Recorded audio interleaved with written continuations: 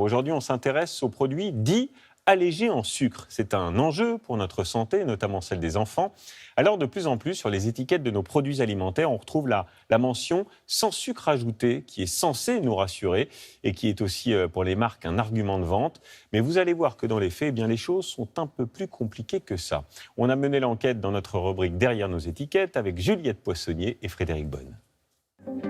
Dans les rayons, ils sont de plus en plus nombreux.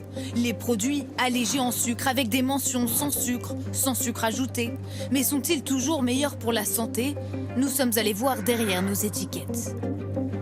Selon une enquête, 5% des Français suivent un régime sans sucre. Et même si ces produits coûtent souvent plus cher que la moyenne, ils attirent de nombreux consommateurs. Je pense que la tendance, c'est quand même à sucrer moins, forcément. C'est vrai que les gens font attention. Moi, je fais attention aussi. C'est plus cher et ça dépend de chaque marque. Parfois, ça vaut le coup, parfois non. Moi, je pense que c'est surtout du marketing. En général, c'est des produits qui sont plus chers.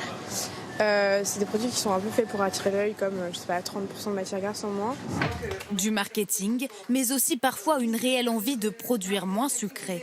Comme dans cette start-up française.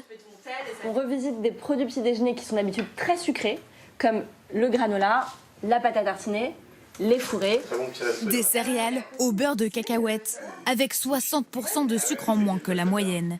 C'était l'une des motivations principales des fondateurs de la marque. En fait, ça fait des années que les consommateurs quittent le monde des céréales justement parce qu'il est trop sucré. Et c'est pour ça qu'en fait, finalement, aujourd'hui, nous, on fait revenir certains consommateurs dans le rayon des céréales. Parce qu'en fait, ils voulaient plus, moi, en tout cas, mes enfants, je voulais plus leur donner des céréales telles qu'on pouvait les trouver. Sur l'étiquette, seulement 6 ingrédients, aucun édulcorant, mais tout de même près de 450 calories pour 100 grammes. Il a 30% de cacahuètes dedans, donc en fait, mais c'est du bon gras. C'est du très bon gras parce qu'en fait, c'est pas de l'huile, c'est de la cacahuète.